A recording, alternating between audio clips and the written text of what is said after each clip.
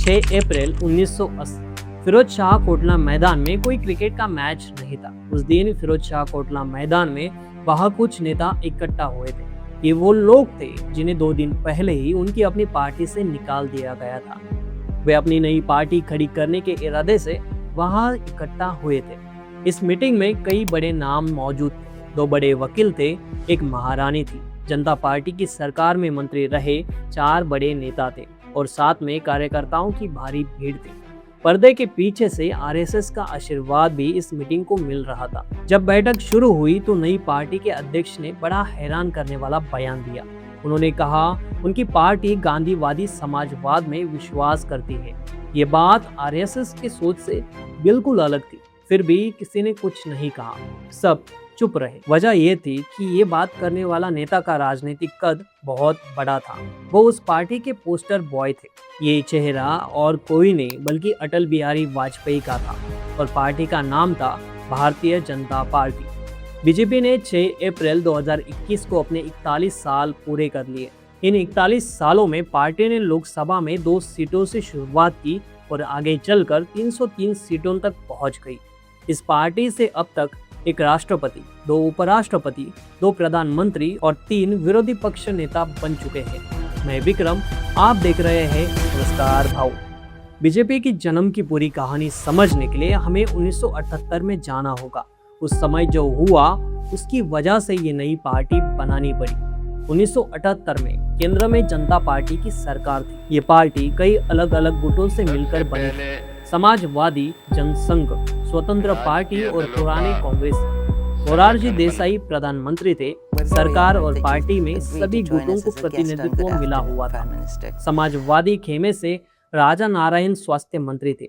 जनसंघ घटक से शांता कुमार हिमाचल प्रदेश के मुख्यमंत्री थे। दोनों के बीच ठन गई। शांता कुमार सरकार ने राजनारायण को शिमला के रिज मैदान में सभा करने की इजाजत नहीं दी, लेकिन राजनारायण ने बिना इजाजत 25 जून 1978 को वहां सभा कर डाली। इसके बाद जनता पार्टी के अंदर समाजवादियों और जनसंघ के बीच मतभेद और गहराने लगे। 4 दिन बाद यानी 29 जून को राजनारायण को केंद्रीय मंत्रिमंडल से हटा दिया गया, लेकिन असली विवाद तो अभी आना बाकी था। राजनारायण को हटाए जाने के कुछ दिनों बाद ही समाजवादी नेता मधु लिमये ने एक नया मुद्दा खड़ा कर दिया। उन्होंने मांग की कि जनता पार्टी का कोई भी सदस्य आरएसएस जैसे संगठन का सदस्य नहीं हो सकता। उनका कहना था कि दोहरी सदस्यता नहीं चलेगी। इस मांग को उन नेताओं ने भी समर्थन दिया जो प्रधानमंत्री मोरारजी देसाई और पार्टी के अध्यक्ष चंद्रशेखर से नाराज थे। नतीजा ये हुआ कि जुलाई 1979 तक आते आते जनता पार्टी लगभग बिखर गई। 1980 के लोकसभा चुनाव में जनता पार्टी को सिर्फ 31 सीटें मिली। वहीं दूसरी तरफ इंदिरा गांधी 350 से ज्यादा सीटों के साथ फिर से प्रधानमंत्री बन गई। चुनाव हारने के बाद जनता पार्टी में उन लोगों को जिम्मेदार ठहराया जाने लगा जो पहले जनसंघ से आए थे। उन्हें बलि का बकरा बनाने की कोशिश तेज हो गई। 25 फरवरी 1980 को जगजीवन राम ने पार्टी अध्यक्ष चंद्रशेखर को एक पत्र लिखा। इसके साथ ही ये साफ हो गया कि जनसंघ से आए लोगों का जनता पार्टी में रहना अब मुश्किल है। 4 अप्रैल 1980 को जनसंघ घटक के अधिकतर लोगों को पार्टी से निकाल दिया गया। साथ ही जनता पार्टी ने एक बयान जारी किया कि पार्टी का कोई भी व्यक्ति आरएसएस या किसी दूसरे संगठन का सदस्य नहीं हो सकता। इन निकाले गए लोगों ने अब अपने राजनीतिक भविष्य की तलाश शुरू कर दी।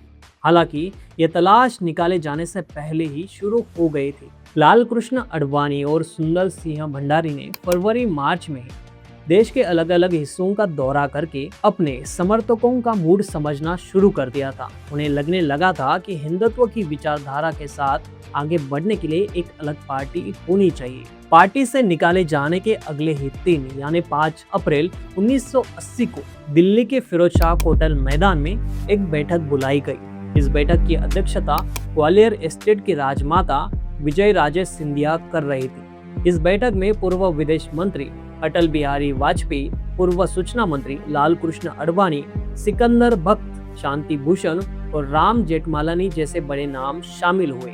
बैठक में तय हुआ कि एक नई पार्टी बनाई जाएगी। इस पार्टी को आरएसएस का आशीर्वाद भी मिल चुका था, क्योंकि इसमें आने वाले अधिकतर लोग पहले जनसंघ से जुड़े थे और आरएसएस की नर्सरी से निकले थे। अगले दिन यानी 6 अप्रैल 1980 को नई पार्टी की घोषणा कर दी गई। पार्टी का नाम रखा गया भारतीय जनता पार्टी। अटल बिहारी वाजपेयी को इसका पहला अध्यक्ष बनाया गया। विजय राजे सिंधिया और राम जेठमलानी को उपाध्यक्ष बनाया गया। लाल कृष्ण आडवाणी, सिकंदर बख्त और सूरज भान को महासचिव बनाया गया। उसी दिन शाम को नवगठित पार्टी की प्रेस कॉन्फ्रेंस हुई, लेकिन इसमें सबको हैरान करते हुए अटल बिहारी वाजपेयी ने हिंदुत्व या आरएसएस जैसे शब्दों का इस्तेमाल नहीं किया। उनका पूरा ध्यान जयप्रकाश नारायण की संपूर्ण क्रांति के लक्ष्यों पर था। उन्होंने गांधीवादी समाजवाद को अपनी पार्टी का प्रमुख लक्ष्य बताया। दिसंबर 1980 में मुंबई के बांद्रा कुर्ला कॉम्प्लेक्स में बीजेपी का पहला अधिवेशन हुआ। इसमें 50,000 से ज्यादा कार्यकर्ता शामिल हुए थे। इस अधिवेशन में एक और बड़ा नया मंच नजर आया। मुंबई हाई कोर्ट के रिटायर्ड चीफ जस्टिस MC छगला, जो पूर्व विदेश मंत्री भी रह चुके थे, वो अटल बिहारी वाजपेयी के बाईं तरफ बैठे थे।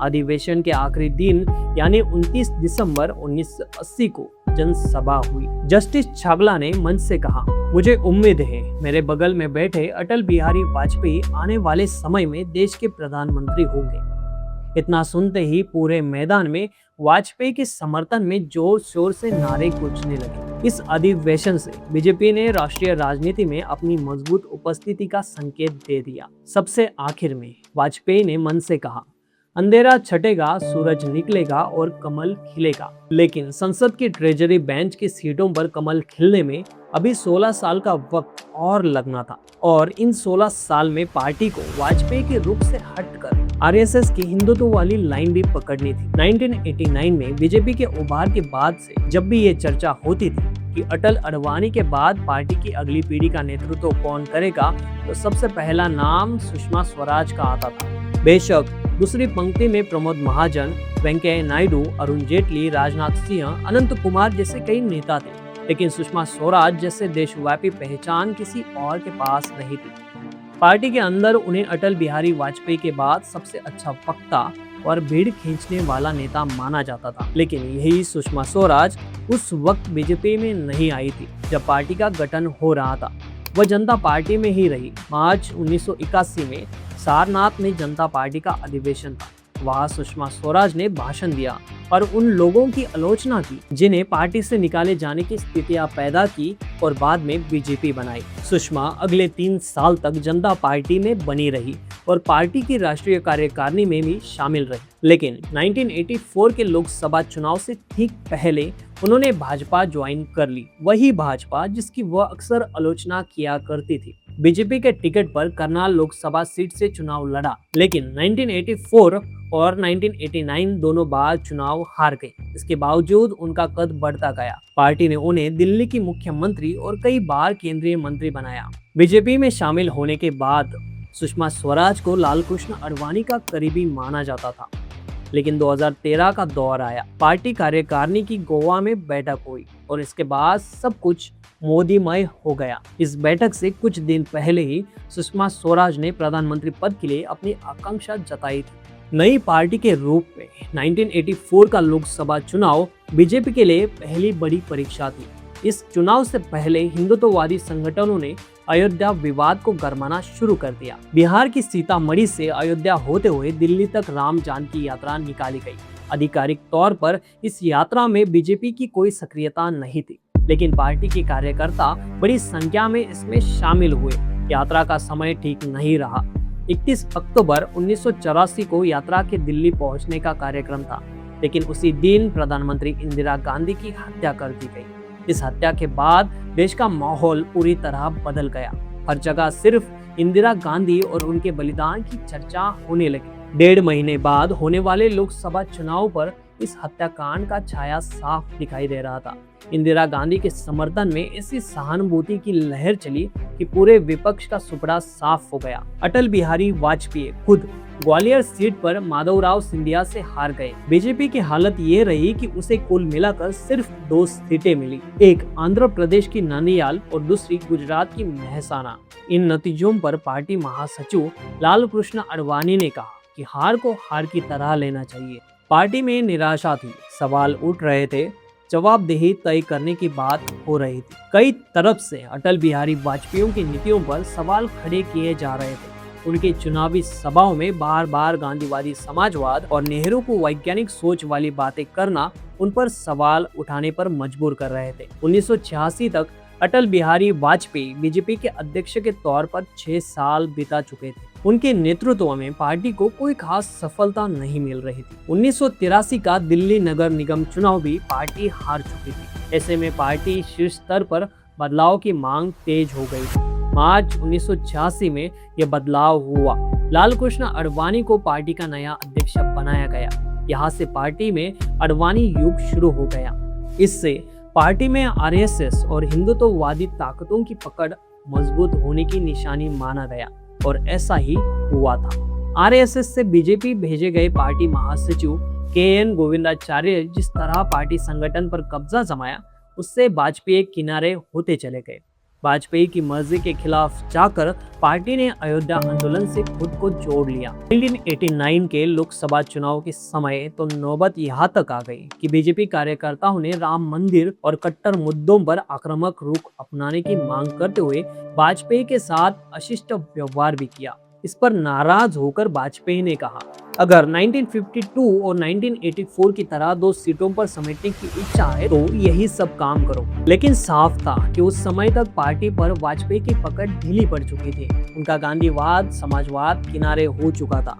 राम मंदिर और हिंदुत्व पार्टी का घोषित एजेंडा बन चुका था। 1989 में 9वीं लोकसभा के चुनाव हो रहे थे। कांग्रेस का मुकाबला करने के लिए एक अनोखा गठबंधन बन चुका था। ये अनोखा इसलिए था क्योंकि इसमें एक तरफ वामपंथी थे तो दूसरी तरफ दक्षिणपंथी बीजेपी। इस गठबंधन का नेतृत्व जनता दल कर रहा था। वो फोर्स मामला अपने चरम पर था। इसी मामले के सहारे विपक्ष दलों को लग रहा था कि कांग्रेस को हराया जा सकता है। सभी दलों के सीटों को बंटवारा होने लगा। बीजेपी भी अपने उम्मीदवार घोषित करने लगे। लेकिन बीजेपी की अंतिम सूची जारी हुई तो सबको हैरानी हुई। सूची में अटल बिहारी वाजपेयी का नाम था ही नहीं। आधिकारिक तौर पर कहा गया कि उन्हें इसलिए चुनाव नहीं लड़ाया गया ताकि वो ज्यादा से ज्यादा सीटों पर प्रचार कर सके। लेकिन राजनीति को करीब से देखने वालों का मानना था कि ये वाजपेयी को किनारे लगाने की कोशिश थी। पार्टी का नया नेतृत्व यानी आडवाणी गोविंदाचार्य उन्हें अपने राजनीतिक महत्वाकांक्षा के रास्ते में रुकावट समझ रहे थे। जनता दल के साथ 1989 के गठबंधन का फायदा बीजेपी को मिला। पार्टी की लोकसभा सीटें 2 से बढ़कर 86 हो गई। इसके बाद चंद्रशेखर के प्रधानमंत्रित्व काल में बीजेपी मुख्य विपक्ष पार्टी बन गई और लाल कृष्ण आडवाणी विपक्ष के नेता बने। 1996 में पहली बार अटल बिहारी वाजपेयी के नेतृत्व में बीजेपी केंद्र की सत्ता में आई। 1998 और 1999 में भी वाजपेयी प्रधानमंत्री बने। 1999 में उनकी सरकार पूरे 5 साल चली, लेकिन बीजेपी को अकेले दम पर बहुमत पहली बार 2014 में मिला। नरेंद्र मोदी प्रधानमंत्री बने। 2019 के लोकसभा चुनाव में बीजेपी ने 300 सीटों का आंकड़ा पार कर लिया। तब से लेकर अब तक पार्टी अपने दम पर केंद्र में सरकार चला रही है और 2014 के बाद का इतिहास तो आप सभी को पता ही है। इस पर आपके क्या विचार है कमेंट में जरूर बताना। और इस तरह के और कौन सी पार्टी का इतिहास जानना चाहते हो वो भी आप कमेंट में जरूर बताना। हम अगला वीडियो उस पर ही बनाएंगे। मिलते हैं अगले वीडियो में। नमस्कार।